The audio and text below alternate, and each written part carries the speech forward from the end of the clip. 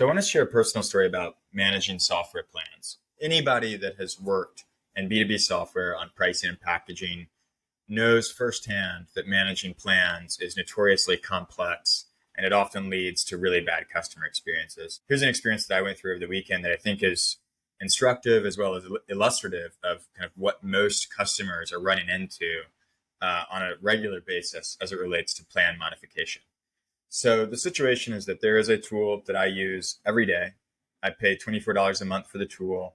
I love the tool. I think the vendor is incredible. And I wanted to add a teammate to my existing plan. Would have been happy to pay more for that teammate to be a part of it, assuming that more is reasonable.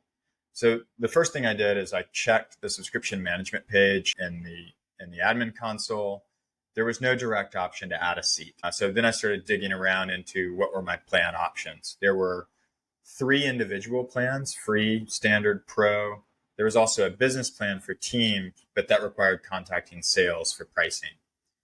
Again, all I wanted to do was add a teammate to the pro plan that I've been using for a year. I did not need any enterprise features.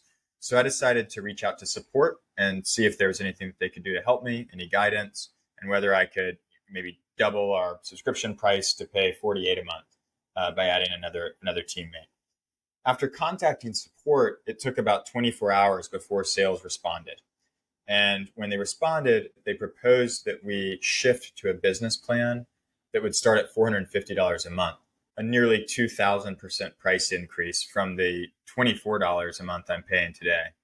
The differentiation between the two plans cited by the representative was advanced features and unlimited storage.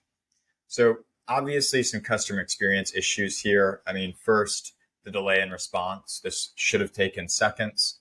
I should have been able to add another user to my team and pay more and be done with it. But instead it took a day for me to get information back. I won't be adding a teammate to the tool, and I won't be paying the tool more money. Number 2 is the lack of personalization. The solution didn't fit my needs. I don't need the enterprise plan. I simply need another seat. And number 3, the steep cost increase. I mean, proposing that we jump 2,000% without any real understanding of our context, what we're trying to do, it's just not aligned with where we are with our current stage. And so as I reflected on this over the weekend, I honestly, kind of besides being annoyed by the experience as a user, I felt a lot of empathy for the vendor. SaaS vendors face a ton of complexity with regard to how they manage plans. In fact, I once had a software engineer say to me, if I could wave a magic wand, I'd make it easier to change packaging without screwing up billing. And I get it. Little changes and little customer exceptions like the one I'm trying to procure trigger a wave of operations and adjustments across billing tools and CRMs and CPQs and ERPs and application code. So again, I get it. But this experience is a risk to lifetime value, and it makes loyal customers more open to considering more agile competitors. It literally opens the door to curiosity into vendors that will make the purchasing experience and the user experience, frankly, easier and less frictionful.